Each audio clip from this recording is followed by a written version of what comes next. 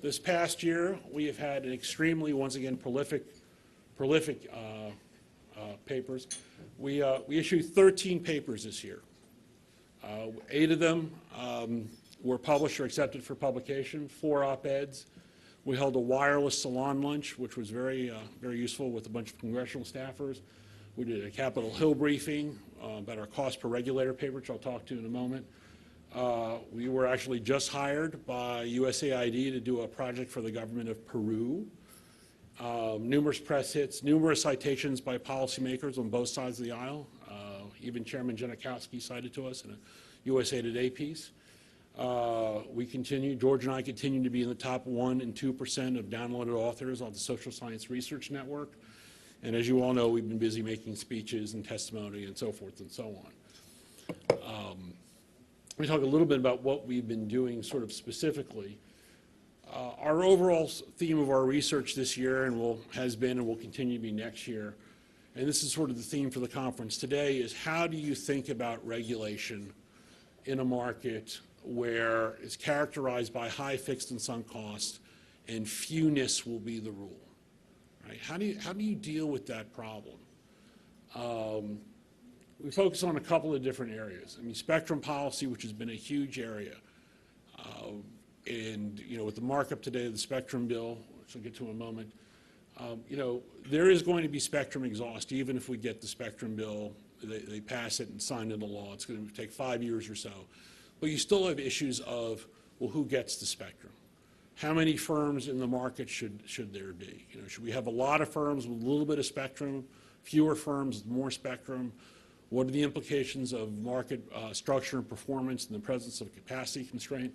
These are all issues that we've been working on. The effect of over-the-top and network agnostic devices. Do you start to see the commoditization of the networks? We did a very interesting paper on that this year.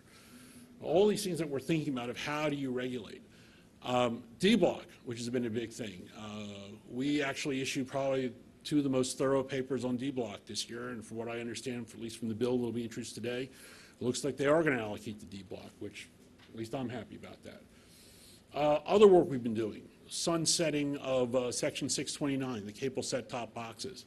I don't know how many people, probably my most proudest achievement all of this year, I don't know how many people live in Montgomery County, Maryland, but if you actually go through the docket at the FCC, the County of Montgomery County, Maryland has filed comments in that docket, and I was so incensed that I actually called up the county council, and it turns out they spent $65,000 on that pleading, which made no sense. And I was so upset I wrote an op-ed to the Journal of Record, the Montgomery County Gazette.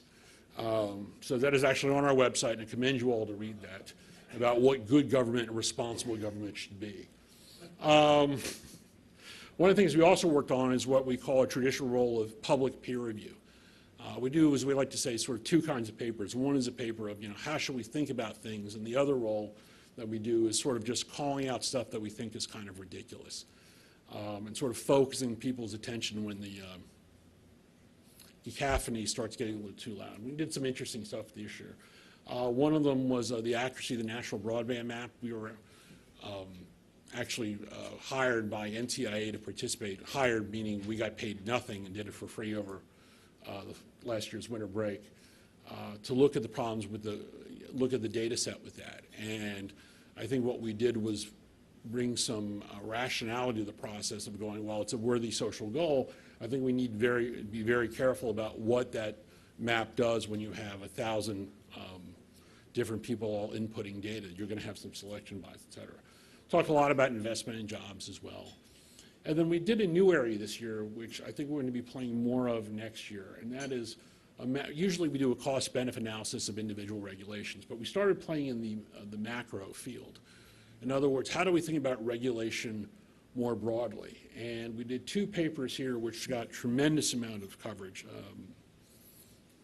just all over the place. One was our cost per regulator paper, where we looked at 50 years of economic data and showed there actually is a relationship between regulatory activity as measured by the operating budgets of regulatory agencies and jobs and GDP. And we found that for every 1 federal regulator, it costs 98 private sector jobs.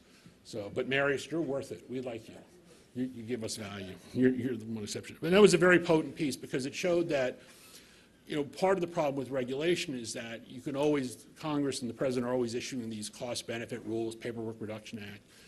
And the problem is you're expecting a regulatory agency, which is political by nature, to do it dispassionately and competently. And the problem is that when you get to a court of appeals under what's called the Chevron doctrine, courts are very reluctant to overturn the factual finding of a regulatory agency. And I think the opposite approach, which is this REINS Act approach, which is, well, let's have Congress vote on every single major regulation that's $100 million. First, define for me what $100 million is, and Congress can't pass a budget. We're not going to get 535 generalists to vote on a law. And I think the other problem with that is, having been in two general counsel's offices in two different federal regulatory agencies, every independent agency is going to end up setting up a Office of REINS Compliance, and every rule is now going to be $99 million and 99 cents. But what you can do is that if you constrain the budget, then you constrain the activity. So the theory of it is that if government has to do less with more, like the rest of America, then perhaps they'll be more judicious in their regulatory interventions. And the data bears that out. It's a very interesting piece. The other piece we did was on government expenditures and job growth. There's always a very big thing about if we just spend more money, get more stimulus, they'll somehow increase private sector growth. And we took a very interesting approach where we, rather than just sort of looked at it as a whole, we divided the world into periods of good economic times and bad economic times, so we can compare a little bit better. And it turns out that in periods of bad economic times, government stimulus has zero net effect on private sector jobs. And I think that's an important point, because what it shows you is that you can't spend your way out of prosperity. You need things that are going to get private sector investment and get the economy back again, which then brings you back to this overall discussion on regulation. So those are the themes. As we said, we've had a terrific year. I would challenge anybody to name any other organization in Washington who has our track record with that. So we're very, very proud of that, and we thank you all for coming. Which now brings me to today's program. We have an absolutely fantastic program lined up. A couple of quick administrative notes. Mike Katz, who was supposed to be here, was a good friend. His dad is having open heart surgery this week in Buffalo. And so we'd like to thank Professor Tim Brennan for sitting in, and we thank you very much for that.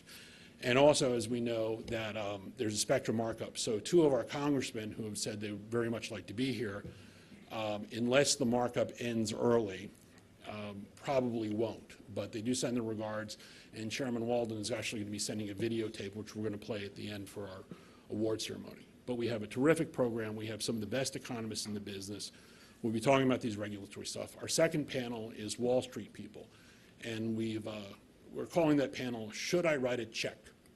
Which to me is kind of what economics. If anybody grew up in Washington, I did, there was a guy named Herbie Haft, and Herbie had a great line. He was known to say, if you owe the bank $1 million, you can't sleep at night. If you owe the bank $500 million, they can't sleep at night. So the question is when we talk about policy, is how do we get, going back again to that central theme of investment, growing the economy, let's have the Wall Street perspective. And then we're going to wrap this up by basically the heads of the five families, which with Jim Ciccone and Michael Powell. Myself, when George and I do this, I take the Hyman Roth approach, which is going, this is the business that we've chosen. Thank you. And I think it's going to be, it's going to be very interesting. So again, we would like to make this interactive. We have a wireless mic. There'll be questions. And again, thank you all very much for coming, and we're looking forward to a great day. So let's start off with our Honorary Chief Economist Emeritus, Jerry Duvall, to start off with the Economist panel. Good morning, and welcome to the annual Phoenix Center Telecoms Symposium Economist Roundtable. This is an annual recurring feature of the programs each year, and one that I think the Phoenix Center makes considerable effort to have folks that are very knowledgeable, not only about contemporary economic thinking, but also good knowledge of the industry and relevant experience. Each panelist has selected their own topic for this morning, which they will present individually, and then holding some time after each presentation for a few questions. each panelist has chosen a topic that reflects their own research interest, reflects things either they're working on, who have had some active involvement. I do need to point out any conclusions that they reach represent their own views and do not necessarily represent the views of the Phoenix Center. And in the case of Marius and I, do not necessarily represent the views of the Federal Communications Commission or any individual commissioner or staff. Appearing this morning on the round table are the following. First, Dr. Timothy Brennan, who is presently Professor of Public Policy and Economics at the University of Maryland, Baltimore County, and also a Senior Fellow with Resources for the Future. Second, next to him is Dr. Michael D. Pelcovits, a principal in the consulting firm of MiCRA Economic Consulting and Research Associates, or better known as MiCRA.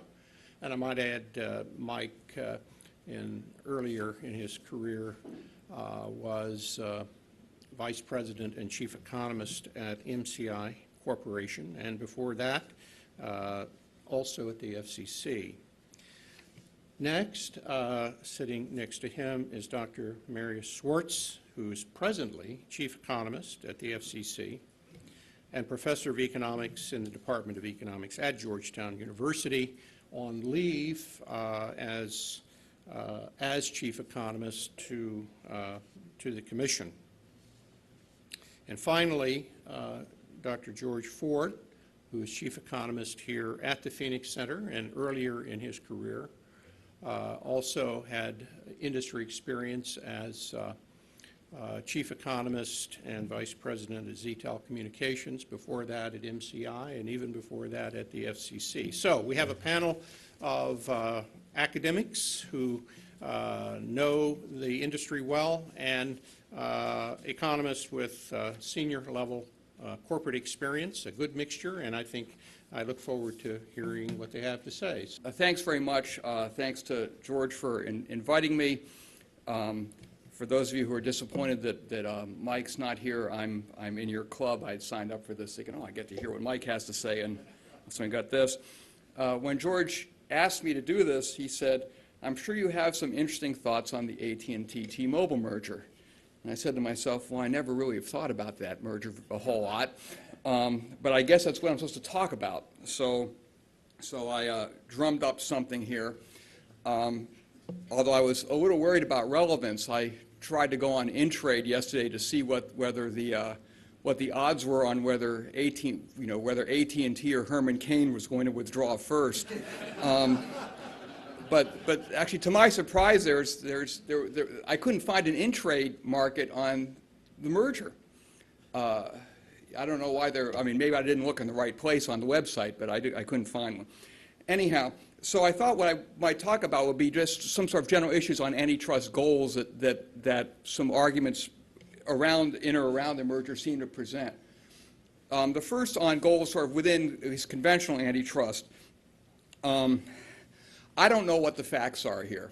It's easy to find people sort of opining about this. I sure don't know the facts. I skimmed some of the staff report that came out a couple of days ago, the FCC staff report, and after having skimmed that, thanks to the redactions, I can say I still don't know the facts. So I really don't have much to say about that. I would guess on the surface there's a fairly compelling upward pricing pressure case here.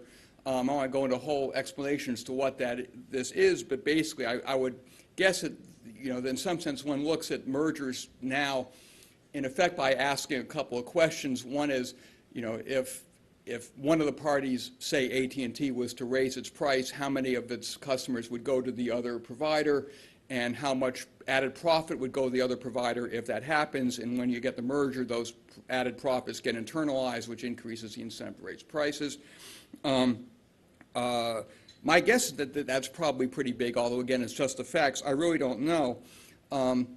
There are some issues, though, that all of this raises on the prices on the process here. For example, there's controversies about market definition, obviously, in this national, local, enterprise, all that stuff. But there's also a controversy in antitrust about, do we still need to do market definition if you're looking at a direct effects measure, like the upward pricing pressure measure is supposed to be, and then how do efficiencies figure into this? And just the one point I'm left with, which is why I'm kind of hoping a somewhat selfish antitrust academic sense that the merger keeps going, is that antitrust law basically is what the Supreme Court says it is, and I believe the Supreme Court has not issued a merger decision since 1974. So not only is, say, do we think upward pricing pressure or market definition is a good idea, but things like hypothetical monopolist test, SNP, everything that we all think of as being part of, unilateral versus coordinated, whatever it is, as being part of merger analysis, just, is in some sense officially still an open question. Just as an aside in thinking about this, I don't know how many times, if any, the Supreme Court has denied cert in a merger case since then, and if they have, that would be at least some indicator of what they're thinking. Now, one of the issues that's come up in this is jobs. Larry just brought that up as well. There seems to be a feature on both sides. When I looked at the announcement of the case, all the justices seemed to talk about was how many jobs were going to be created if the merger was blocked. And AT&T is obviously advertising and advocating all the jobs that you're going to get if this merger goes through.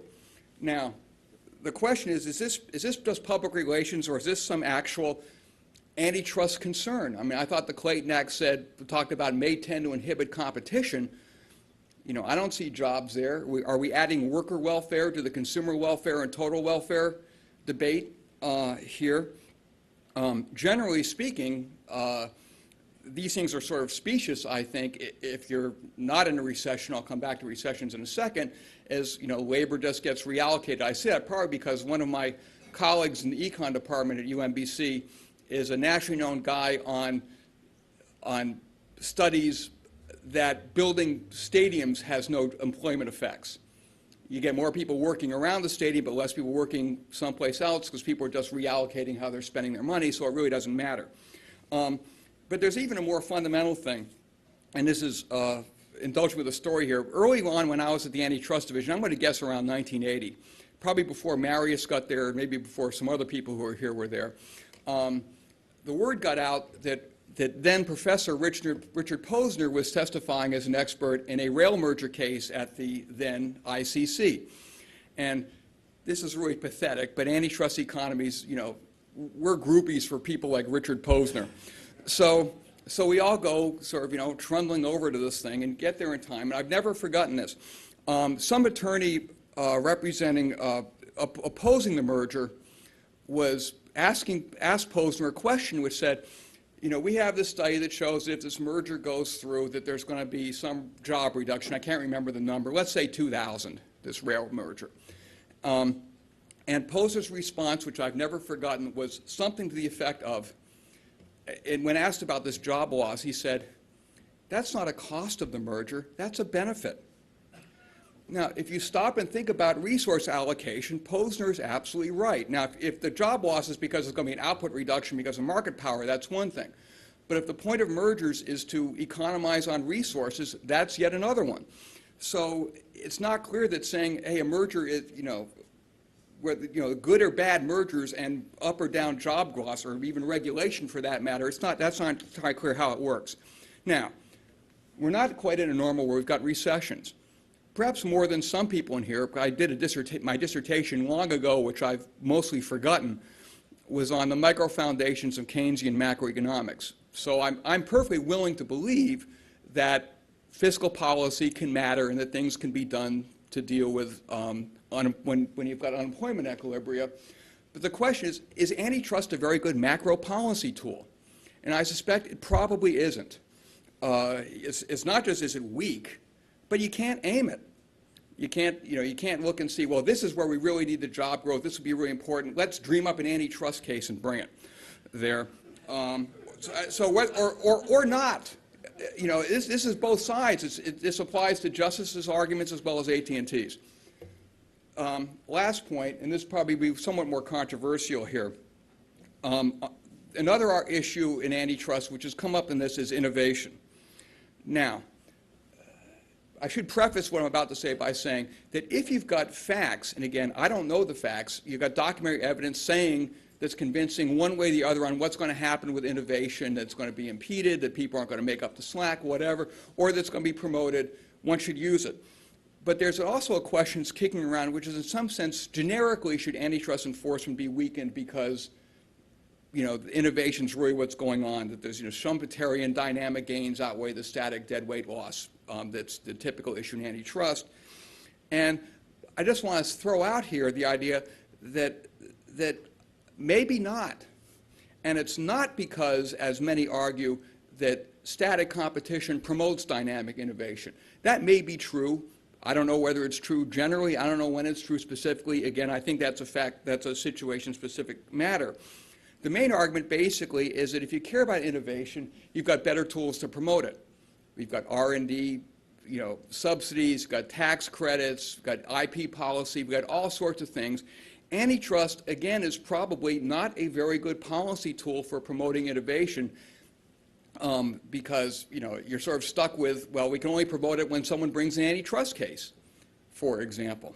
So just want to throw out the idea that maybe innovation is important, but maybe, that should be left elsewhere, as would be the case with jobs. So the takeaways, or perhaps throwaways, you can be the judge of that, would be,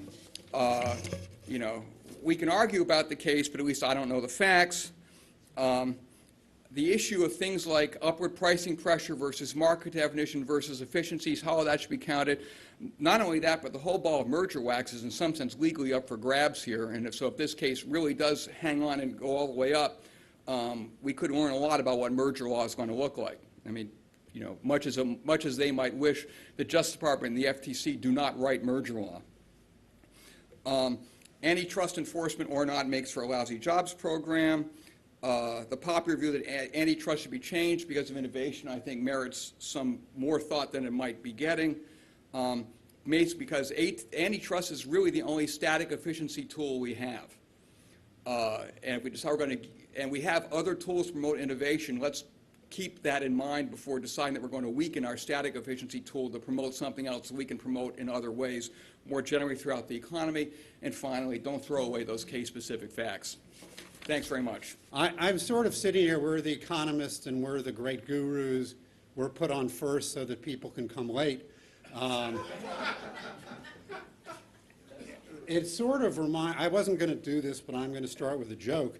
It reminds me of, this is one of my father's favorite jokes, and I think it's apropos of some of the frustration that I'm going to express with respect to the role of economists in public policy. And the story is of a couple who've just returning from their honeymoon. And it's very clean, don't worry. And the husband turns to the wife and says, honey, I know you're the right wife for me. We're going to have a wonderful life together. I think the world of you.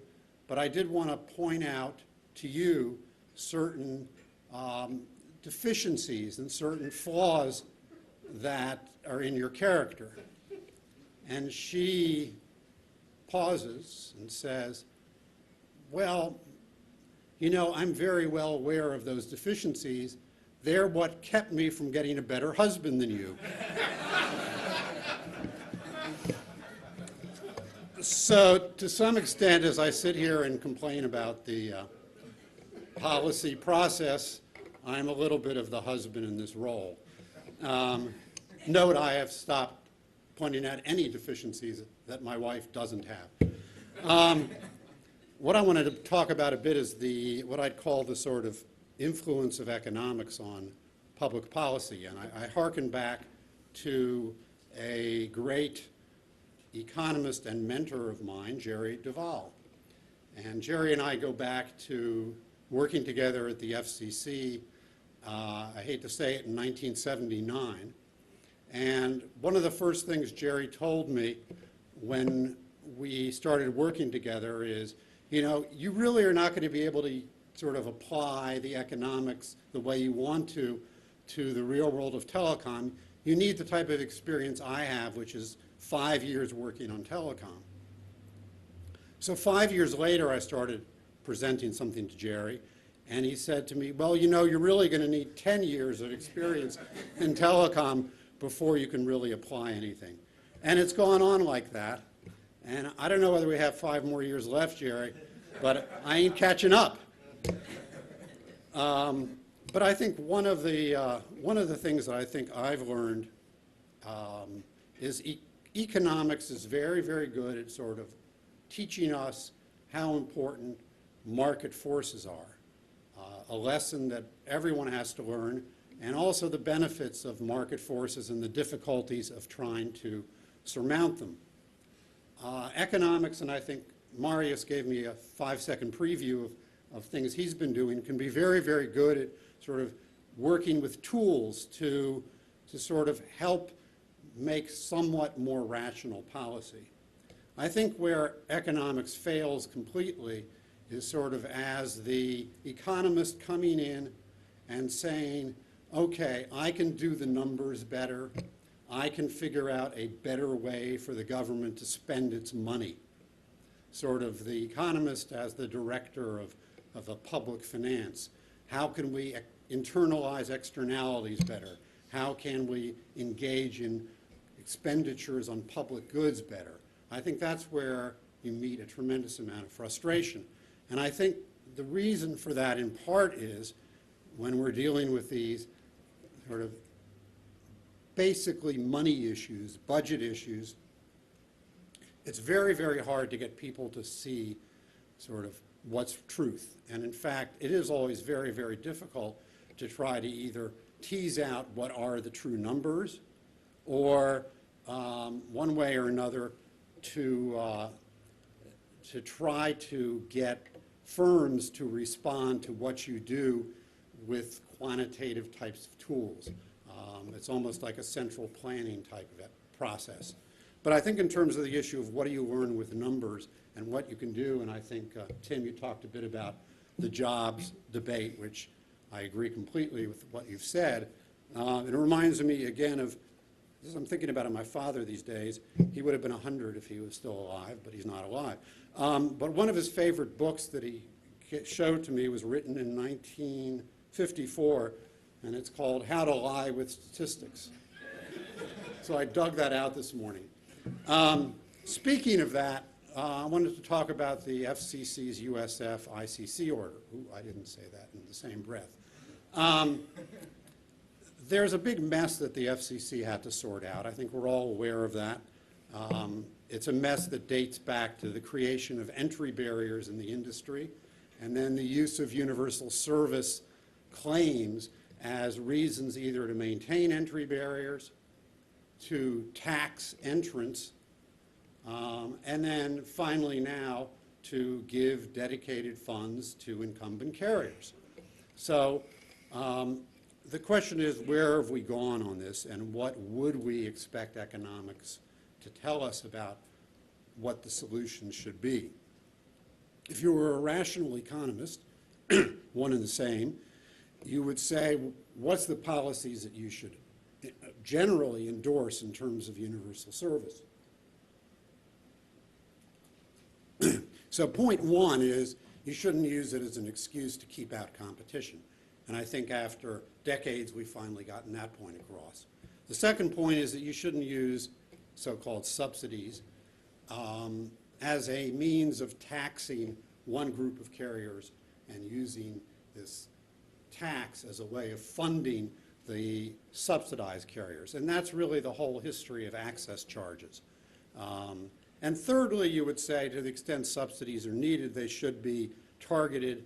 There should be a clear public policy goal. You should be able to sort of use as good a market-type mechanism as possible when you are spending the subsidy. So the question is, how well did the FCC do? And I think that as far as the taxing issue, the inter-carrier compensation, they got it right. It's about time, but I think both the end result, the ultimate end result, assuming we get there, and the basic reasoning is very, very good economics. It's taken a long time to get there. I think economists knew what the right answer was. that we're getting to something hopefully approaching bill and keep. And if you think about this in terms of the market, it really is exactly the right way to go. Otherwise, we're in a situation where you have these bizarre results when you say, we're going to have two carriers, they're going to exchange exactly the same amount of traffic with each other at exactly the same place, but yet one of them is going to make money on it. And that just don't work. We've seen it, I think, almost most egregiously with the some of the cases I've been involved with on CLEC access charges, where CLECs claim they need more money in access charges because their costs are higher. Somehow or another, that just doesn't make sense that because your costs are higher, you should get a subsidy from some other carrier's customers. It doesn't work in the market. So I think they got it just right there. When it comes to the USF issues, it's a mess. First of all, to try to understand what the heck's going on. I know there's a giant spreadsheet that some people involved in this case must have. I think Joel Lubin has it. I think some people at the FCC have it to try to figure out who gains and who loses. And you sort of keep on changing the formulas till you come out with the answers you want. But in terms of actually making sense out of it, you can't do it. Now, if indeed, and I just want to talk about this for a few minutes, if indeed what your goal is, as the FCC declares it is, which is to increase broadband, I mean, that is the holy grail, to have more broadband in America, then if you just look at that issue and see how well does the money that is being spent tie to the objective of increasing broadband? Simple question. And now I will lie with statistics. But I'm going to use and talk about something which the FCC did exactly right, which was their broadband cost model. Steve Rosenberg's here. Big shout out. It's a great model. There's a lot of wisdom in it. I don't see it showing up in the order. But let's look at what we learned from the model. First slide. George Ford. I don't know where I am. No, too far. Where are you in that? That is the first slide? It is. Okay, this is the first slide. Okay. According to this model, and I had to do some adjustments to get sort of simple numbers out of this. So this is, again, very broad brush. It's what I'd do if I were trying to get a merger through the FCC. So the model said that the broadband gap was $23.5 billion. Now that's a lifetime. That's the sort of present discounted value of the subsidies you would need to get broadband to serve, I think, in terms of households, it's about 7 million. In terms of, I know the FCC order talks about people, I think it's 18 million. So if you take that 23 billion divided by the number of people, you get $1,300 as the gap per person. All right, and I just divided it by 10 to give you an annual approximation of the lifetime. It's saying how much of a government subsidy, if someone's going to give me $130 a year, what's the present discounted value of that? I think it's more than $1,300, certainly if you look at Treasury bills, but I'm just going to use that number. So is 23.5 billion, namely $130 per person a year, the right amount of a subsidy? Not really. Line 2. Oh, I got to do this? You're supposed to do all my work for me. What do I click? What do I do? Hit the right arrow. Okay. The FCC also, in the model, took out the 250,000 most costly locations. Those can be served with satellite for a fraction of the cost, and that drops it down to $13.4 billion, bringing your subsidy down to $74 a person. Also, if you read through the model, it says, what if you take out the 1 million most costly locations? I think it's 15% or so. Then you get the lifetime broadband gap is $3.8 billion. You also have to spend a few million bucks to serve everyone with satellite.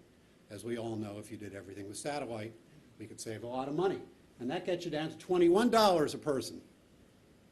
Okay? Now, because the FCC used the cost of the second least costly way of bringing terrestrial broadband to customers, because that would be the possible outcome of an auction. What if you were the omniscient regulator and you could use the least costly one? I didn't know how to get this number, and with great apologies to those that know much more about the model than I do, if you said, let's reduce it by the ratio you get by looking at the model's overall relationship of second least cost to least cost, you get it down to $7 as the gap per person per year. Okay, next slide. Do I click this again? Or you do? I click this again. Now let's look at the Connect America Fund order. $4.5 billion is the annual subsidies. Per household, per year, per person per year, what do you get? $222.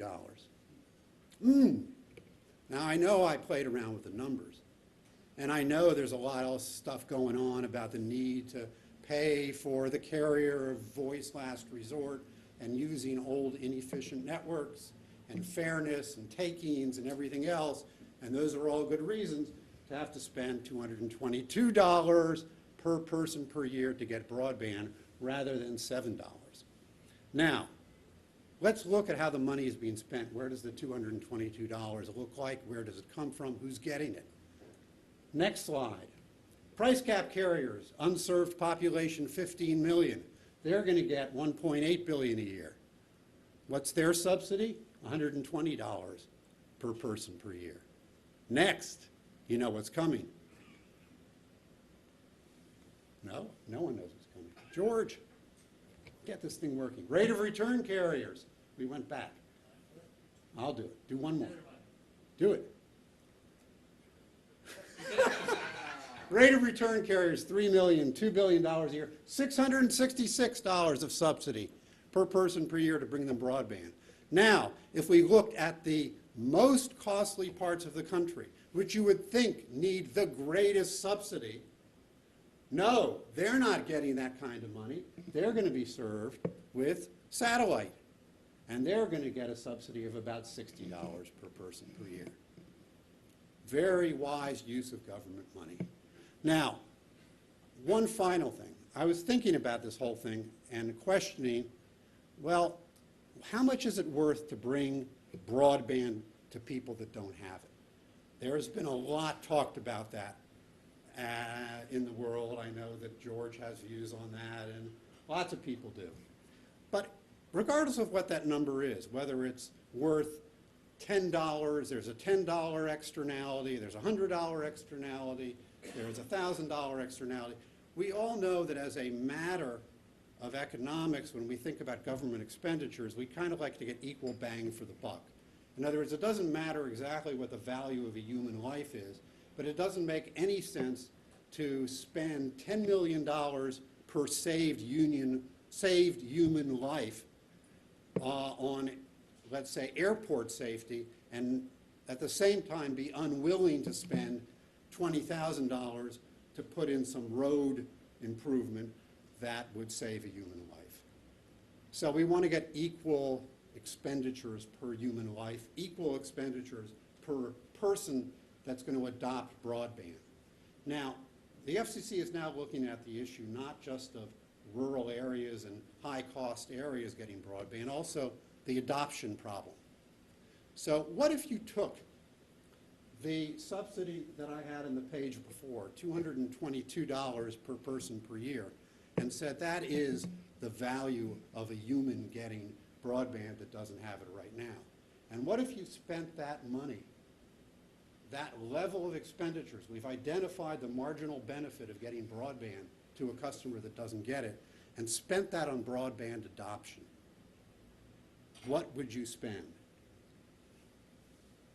Connect America Fund order, $4.5 billion, you get 17 million users, $222 a year.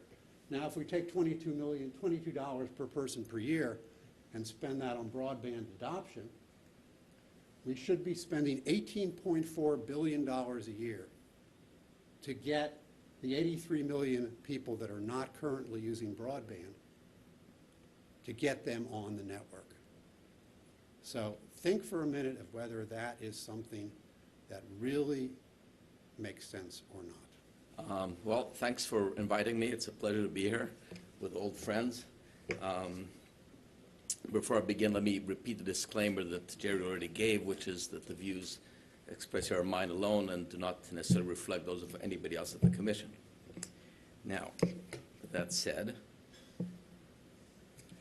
I realize that the title of this talk, Market-Friendly Policies at the FCC, may strike some as, in this room at least, as an oxymoron, right? The FCC has not always been viewed as the paragon of light-handed regulation.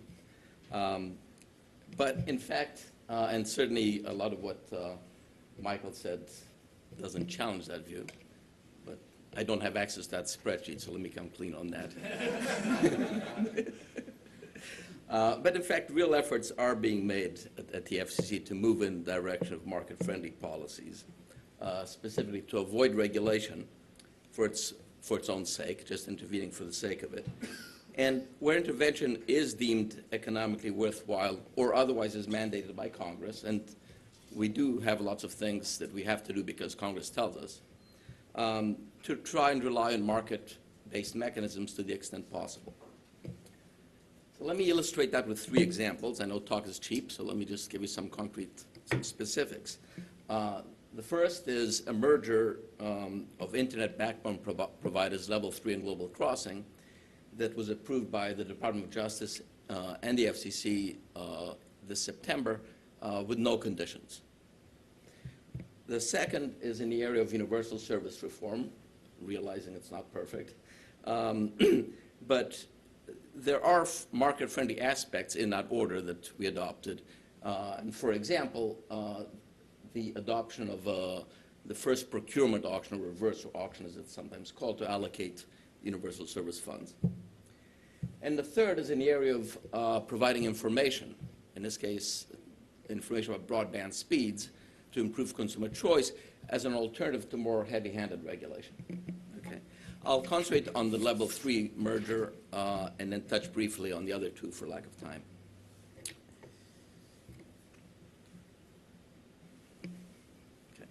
So the merger, this was a major transaction, about $3 billion, which ordinarily would mean something. It's been overshadowed by its bigger cousin, the other merger, as I like to refer to it, from which I'm recused, so no questions on that one.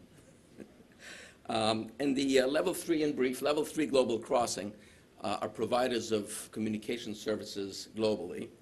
The competitive analysis in this particular case focused on the Internet backbone, the transport of Internet traffic over long distances by so-called Tier 1 Internet service providers, also known as Internet backbone providers. Okay, so Level 3 and Global Crossing in particular sell global Internet connectivity to various customers, including smaller ISPs, content providers, and enterprises. And they do that in the US and abroad. Now, what I mean by global connectivity, it's the ability to reach any Internet address in the world and also receive traffic from any Internet address in the world. This service is known as transit in the industry. How do they provide global connectivity? In 2 ways. Firstly, they have their own high-capacity, long-distance IP networks that connect their own customers. So on net, they use their facilities.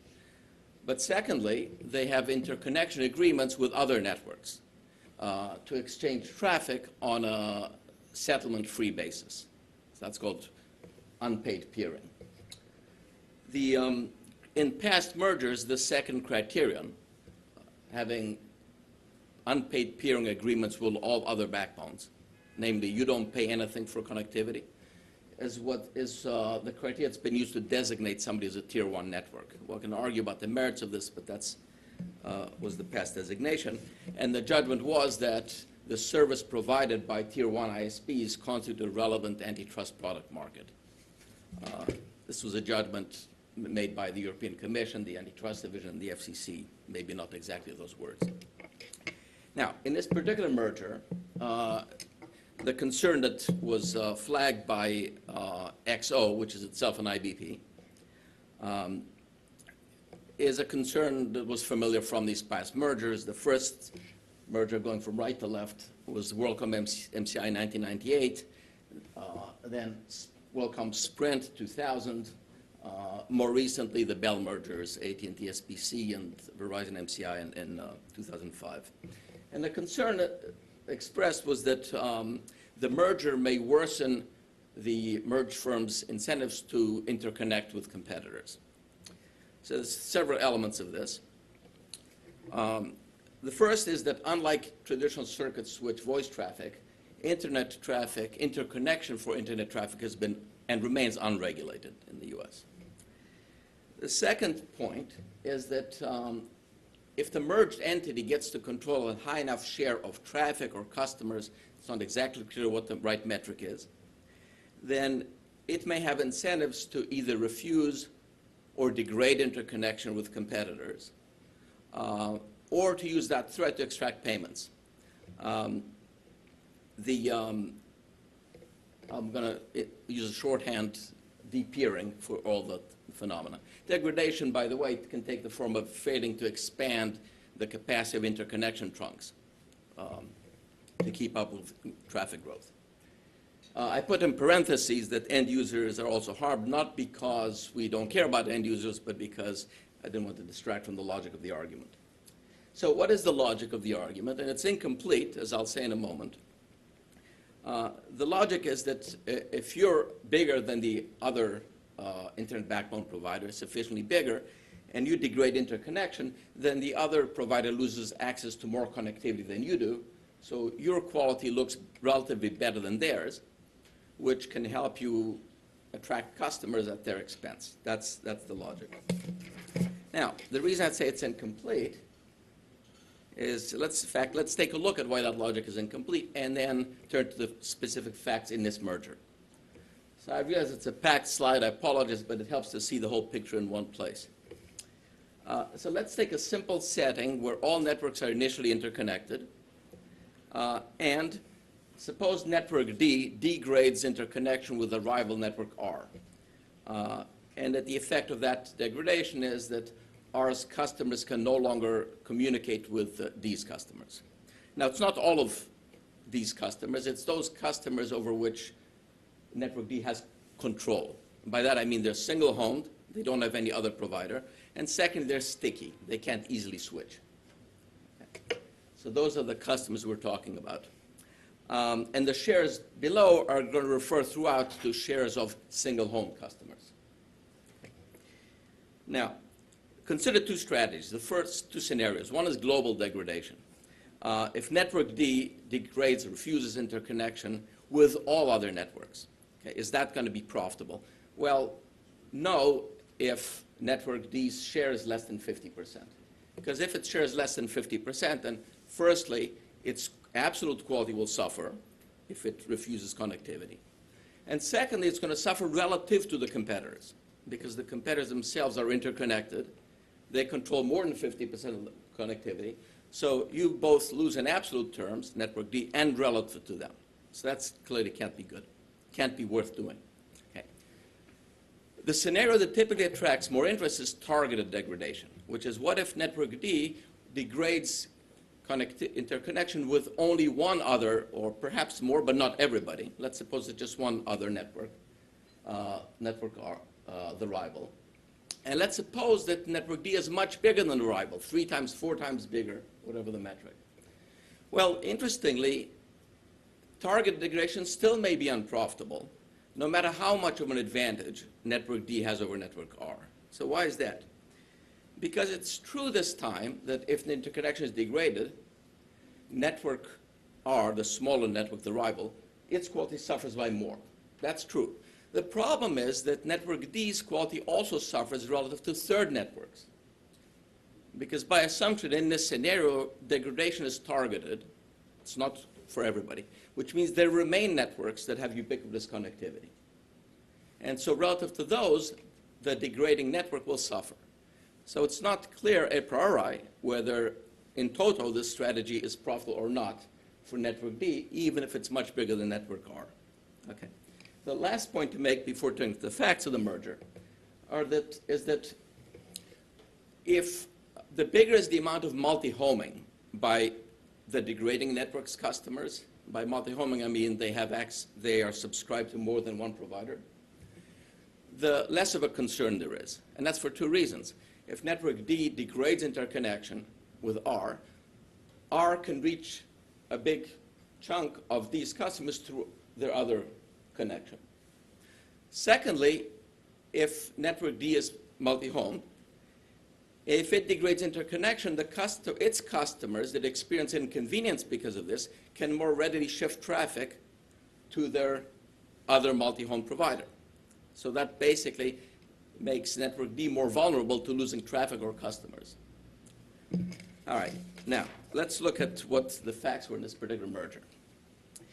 Going back to market definition and market shares and all that stuff, XO alleged two things, traditional antitrust type things. One is that the market should still be viewed as the tier one providers, not to include additional sources of competition. And secondly, that within such a universe, level 3 and global crossing combined would have a 35% share. Okay. On the market definition issue, the FCC noted that there have been growth in competitive alternatives to tier ones. If you had to rerun the hypothetical monopolist test, which has been somewhat de-emphasized in the 2010 revision of the guidelines, but is still used, if you had to rerun that, it's no longer obvious that a tier one universe would pass such a test, because if they all tried to raise prices, potentially they would lose more traffic to things like secondary peering. But put that question aside, we didn't have to cross that bridge, because even if you conservatively assume that the relevant universe remains tier ones, there still wasn't enough reason to justify concerns, as I will explain. And the same point applies also to the market share issue. XO claimed a 35% share. It's not clear what the right metric is for measuring share. Is it traffic? Is it connections? Some combination thereof. Data on traffic is not publicly available. Lots of problems. The FCC was skeptical of the claim that the parties would have 35% share. But again, it didn't have to address that issue because there's some silver bullets here, or sort of direct evidence, if you will. And here are the four reasons that basically alleviated concern in this merger. The first, and really very powerful, I find, is that level 3, which was the bigger of the two, and so if you believe the XO claim that level 3 and global crossing combined would have a 35% share, that would put level 3 at around 20%, at least. Even level 3 today, that is before the merger, accepted as settlement-free peers 37 networks in North America. Now you might say maybe they don't compete with it, maybe they're doing other things. 20 of those are actually selling transit, the service in which level 3 and global crossing are alleged to compete. So what does that tell you? It says, by sheer arithmetic, level 3 accepts as peers networks that are much, much smaller than it, which by revealed preference says they don't have the ability to impose charges on them. Okay. Why? Well, there's something in shares that isn't telling the story. One candidate reason is the extent of multi-homing. It turns out that 86 to 88% of the customers of the combined entity actually were multi-homed to providers other than the merger partner. It's a lot of multi-homing, which in turn makes it easier to shift traffic. That, by the way, is an important difference from the case of, say, residential broadband ISPs, where a typical consumer is not multi-homed to multiple providers. The third fact is that the number of tier 1 ISPs has actually risen substantially, 50%, since 2005. Again, that's relevant because if you thought incumbents were powerful, then by degrading interconnection with entrants, they could prevent entry. In fact, the number of entrants has gone up. Competitors has gone up. And then finally, there was only a single complainant here, which is not dispositive, but it is informative. Given the record, and as Tim said, antitrust and competition analysis is very fact-based, the FCC cleared the merger and did so without any conditions. Okay, let me briefly touch on the other two examples just to show you that this is not just a unicorn. The merger is not our only example of market-friendly policies. So in the mega order, here are some highlights, and I'm not going to talk about the ICC part of it. This is just the universal service funding part of it.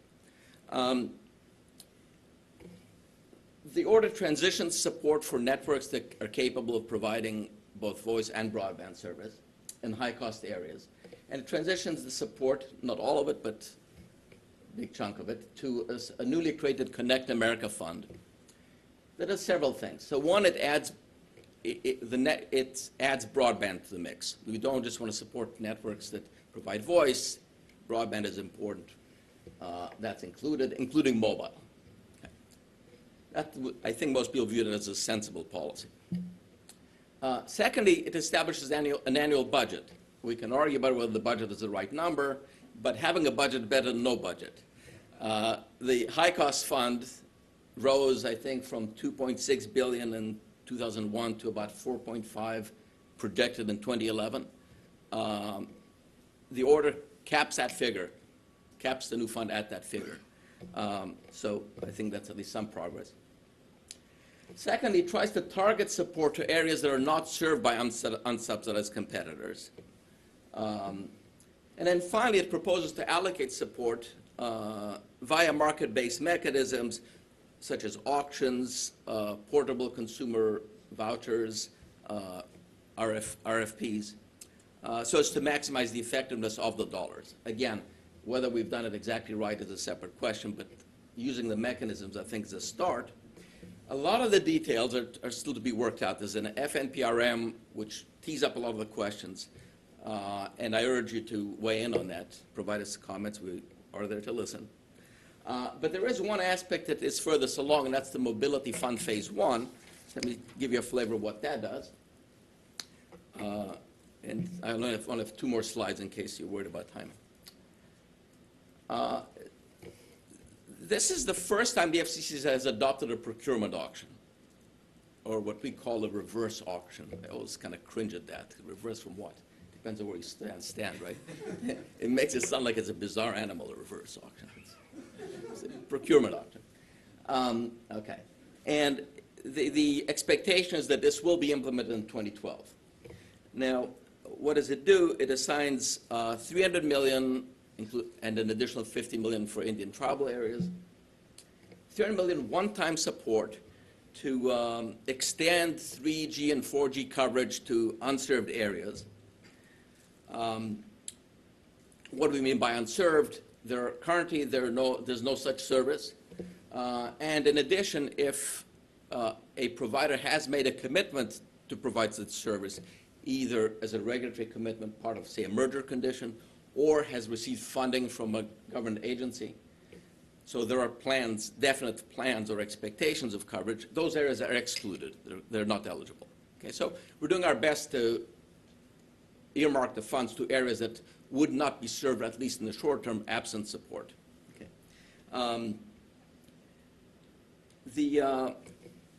How selecting winning bidders, that's also an interesting, a very important part of the story.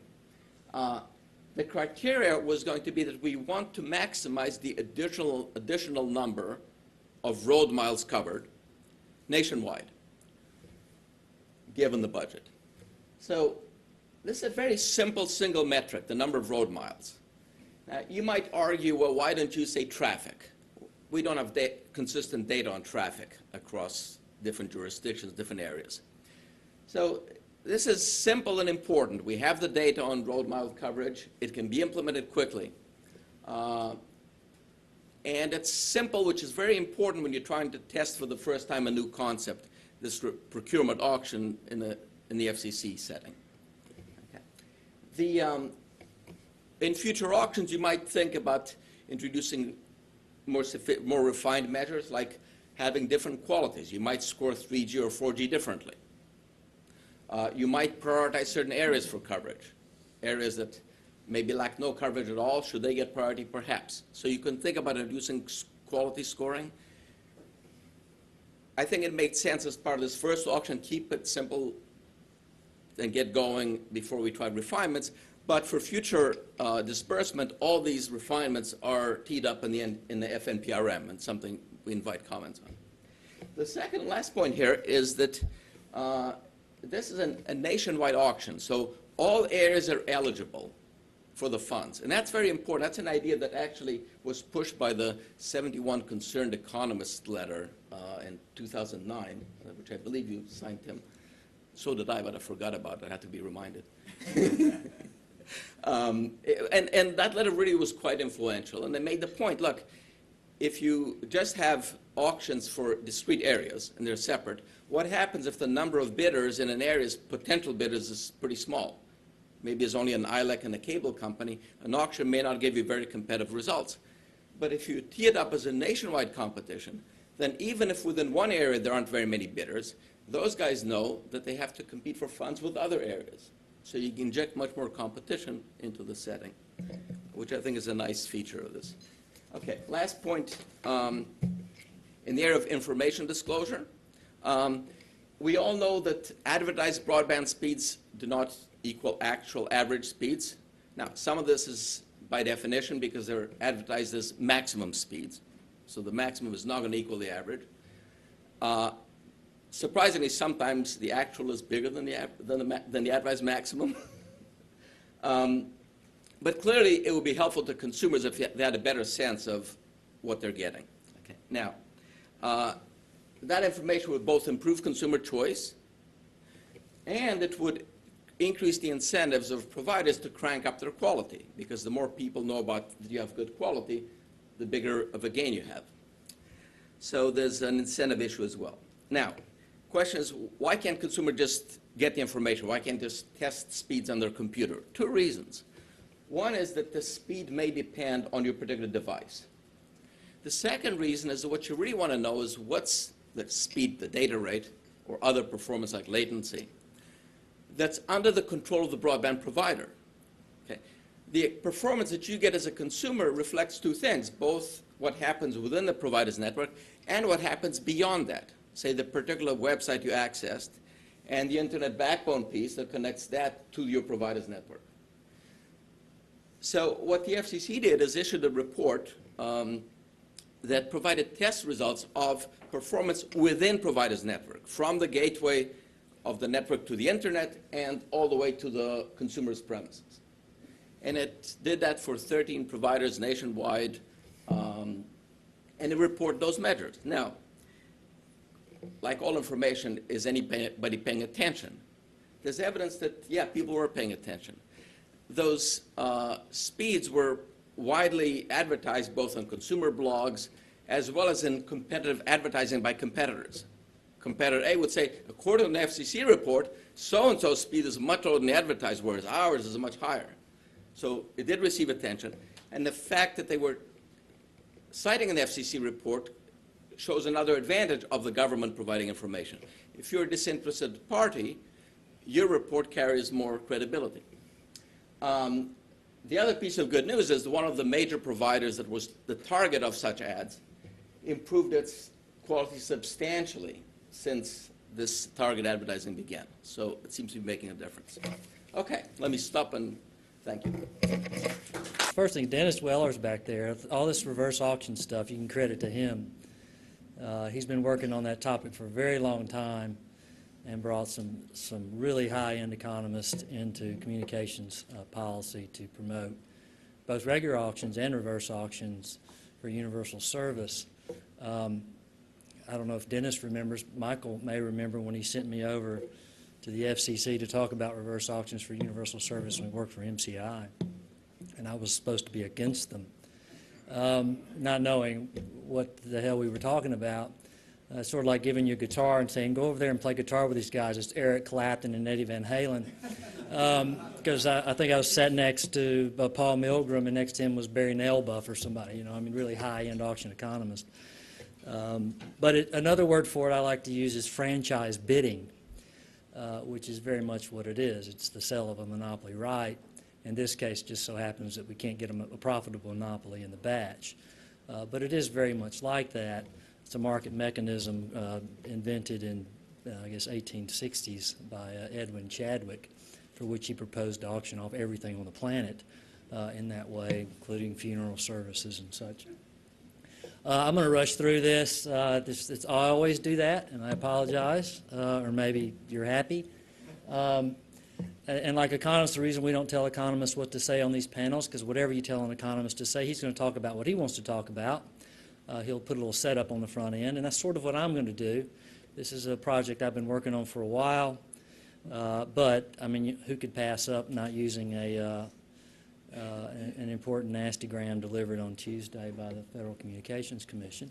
I don't want to give it away, so I called it was a big deal, but apparently it's not anymore. This is from the FCC's staff report. I guess it's an FCC staff report, whatever it is, an unofficial FCC document of some sort. It says, we conduct a detailed analysis against the backdrop.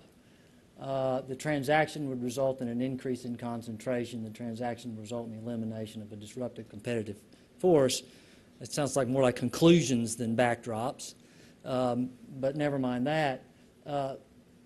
Those are interesting points, but I saw that and I said, wait a minute, there's something missing in this analysis.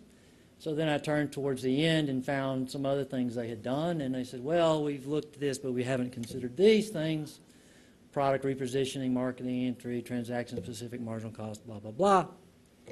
And again, there's something missing from this, and missing from the analysis of things they did include. Does anybody know what that is? No, not paying attention in class. What was the most important issue on Monday in mobile communications? It was a spectrum crunch, right? Didn't see that in the analysis. Didn't see that in the DOJ's complaint either, by the way, although it's not obvious the DOJ would be required to consider those things, but that's why you have a Clayton Act and you have a Communications Act, so the communications regulator, the expert agency, can opine about matters specific to its industry rather than passing the buck to a generalist organization. The U.S. does not address the spectrum exhaust or spectrum crunch. It could mean higher prices, poor service, all the horrible things, which is a lot like what the chairman felt about the merger, all these horrible things, lack of innovation. So these are sort of things in the same class.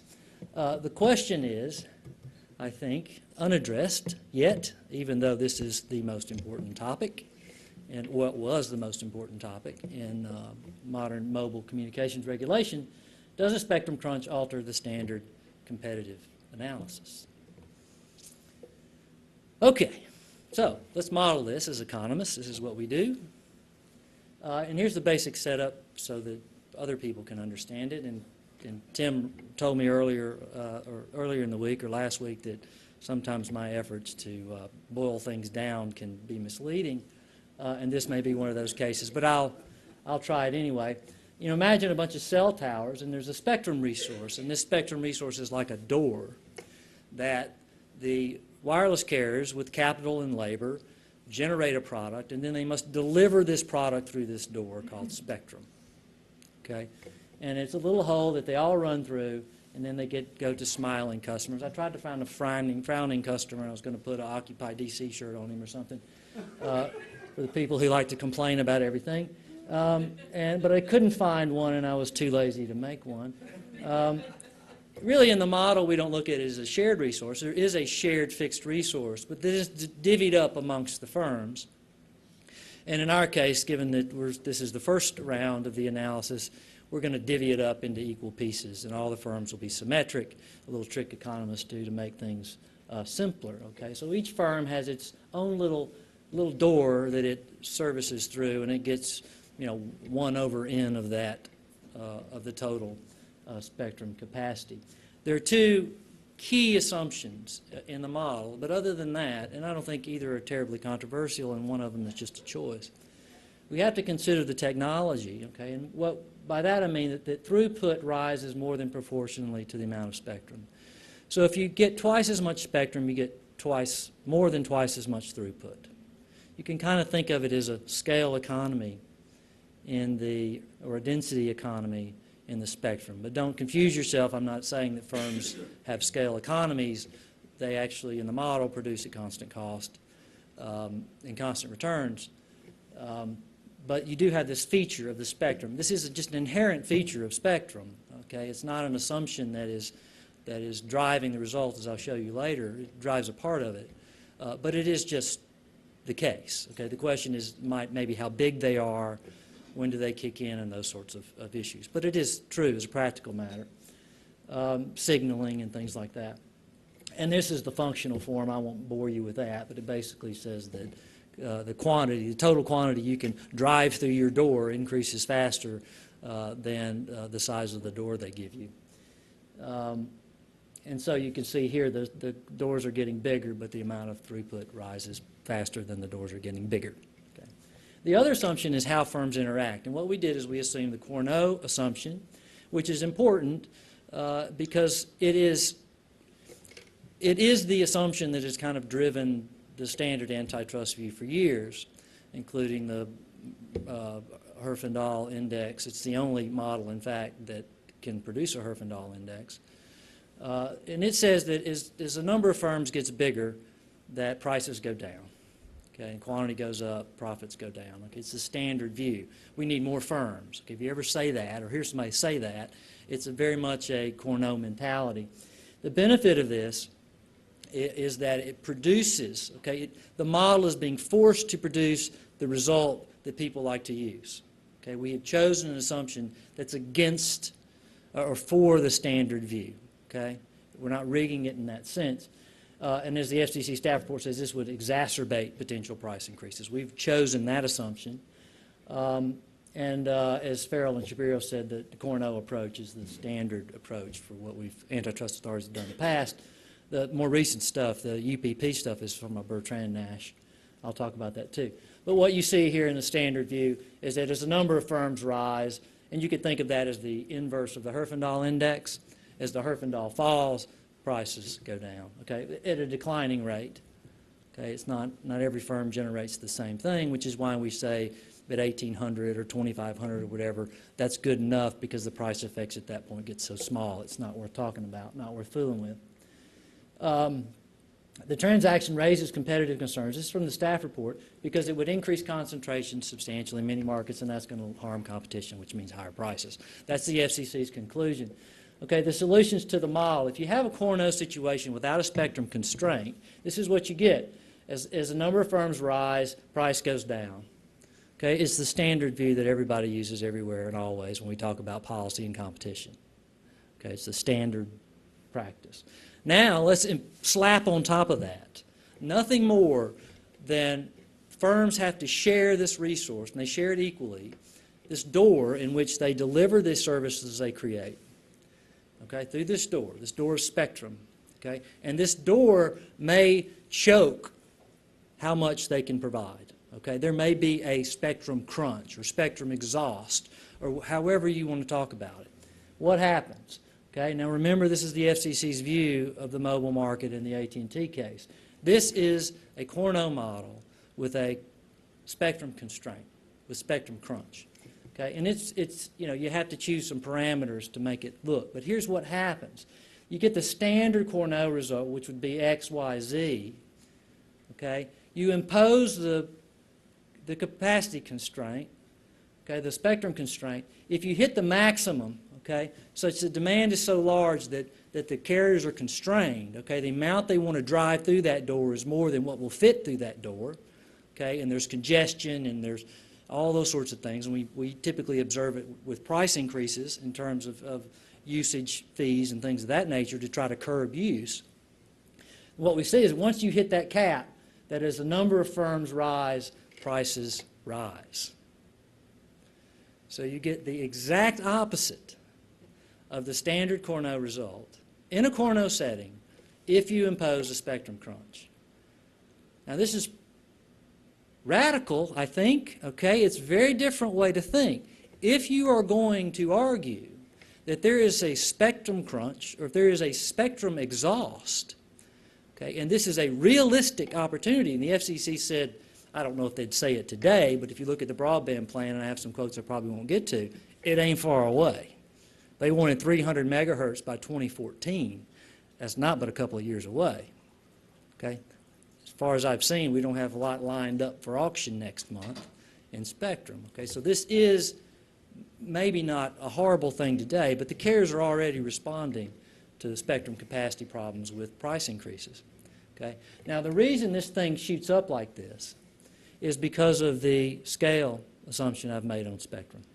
Okay? Because what happens is we reduce the number of players, they get bigger chunks of the fixed resource, and as that fixed resource gets bigger, the amount of traffic that can flow through. And in the Cornell model, price is sort of an afterthought. It's all about quantity. As that door gets bigger, the quantity gets bigger and bigger, bigger, faster, such that prices actually go down. Okay, so this is completely opposite of what the argument being made by the Department of Justice and by the Federal Communications Commission. If the spectrum crunch is real, then we cannot think in terms of fewer firms, higher prices. We cannot think in terms of higher HHIs, higher prices. You can't do it anymore, okay, unless somebody can come up with a model that shows it. Okay, and here basically what I'm saying is a mini-firm outcome is the same as a monopoly outcome. Could have that. Okay. Now, I know people don't like figures, so I summarized it for you. Without a spectrum crunch, you have higher concentration, higher prices. Okay, in a Cornell model. With a spectrum crunch, you have higher concentration, lower prices. Okay? If you throw out the scale effect, what you end up with is just this flat line. Because at that point, if there's no scale, it doesn't matter how you divide the capacity up. Okay? It just doesn't matter. What firms want to do, they can't do because the door is so small they can't fit through it. All right? Now, what's interesting is you get the UPP result, which is what the antitrust authorities are doing now. Is there pressure to raise price by internalizing the movement of customers between you if you raise price alone? We have to keep in mind here, though, that many people misuse the HHI index as well, which is a screen for further scrutiny, not a result that says block the merger. That it's the same thing with UPP. It's a screen, okay, simple, quick screen to say, should we bother with this merger or should we not, as an initial point. You can then expand on that to make very sophisticated models of the same sort. It's a Bertrand-Nash, so it's a little different than what we did, but all this stuff comes from the Bertrand equilibrium. From the envelope theorem, we can make these statements about way prices and market shares are related. Okay, it's a function of what economists do when they model. Okay, the problem is, and the FCC uses the same thing. The problem is that when you have a spectrum crunch or spectrum exhaust, all these derivatives and things, these envelope theorems for which you're pulling these terms in order to conduct this test, are no longer valid. Okay, you aren't at some sort of chosen equilibrium in an unconstrained sense. I want to do something, but I can't do something. And that completely changes the way the economic models are going to work and what they're going to spit out. Okay, and I don't know what the Bertrand model is going to say. I'm working on that. Started work on it Tuesday night, in fact. But I can guarantee you that it's not going to look the way the standard simple ones look. Okay, it's going to be different.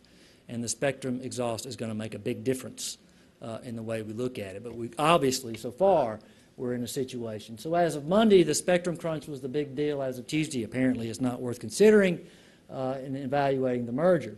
The FCC has based much of its agenda on the spectrum crunch, yet in its analysis of mergers, it hasn't. Now, I don't know. You can argue AT&T didn't make the argument. I don't have to address arguments that AT&T doesn't make, and I think that's a legitimate response. So I don't know who you point your finger at necessarily in this case. Okay. But the fact of the matter is that it's awfully clever for an agency who argues about spectrum crunch to say, I'm going to dismiss it and make these claims publicly about the relationship between prices and concentration. Okay, when my own arguments, the key driver of everything that I'm doing right now, would suggest I need to be doing something different, that this argument is no longer valid, or at least deserves a little bit of effort. And there are also some inconsistency, because the FCC has recently said repeatedly that market shares and Herfindahl's do not imply economic outcomes, does not suggest that performance is bad, where I think in this case they've made the explicit assumption that industry structure in terms of concentration is a bad, tells you what's bad and what's good. Some people would say, oh, just throw out more spectrum, broadband plan. That's not that easy to do. I know they're marking up the bill over there. I wish them very good luck dealing with the broadcasters on trying to get the spectrum from them. Even so, the FCC wants 500 megahertz. I think CTIA asked for 800. The broadcasters probably at best are going to give 100. So we're still well below what we need. We're going to have a spectrum deficit by 2014. This odd little analysis here by the FCC, which also has implications for jobs.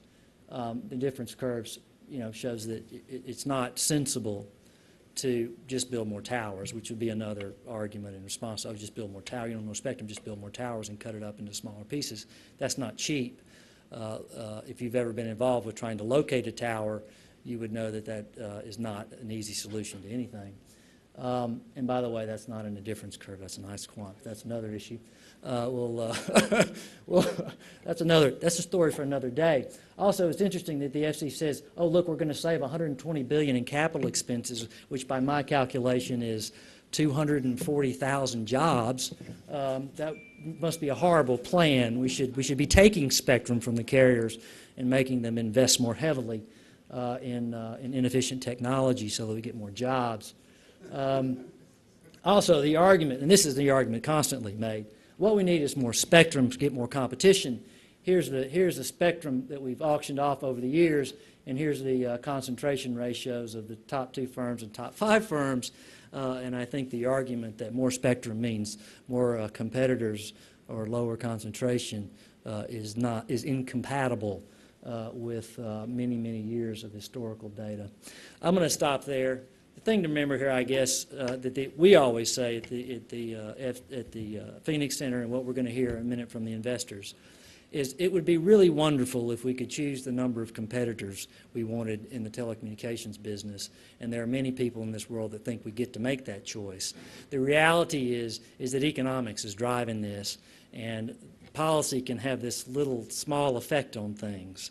But having to go borrow $80 to $100 billion a year required from equity or from debt markets is what's driving the way this industry looks, mostly. And the whims of regulators have some effect. We can have good policies and bad policies. I think the policies are more likely to make it more concentrated, not less. They generally impose things rather than take things away.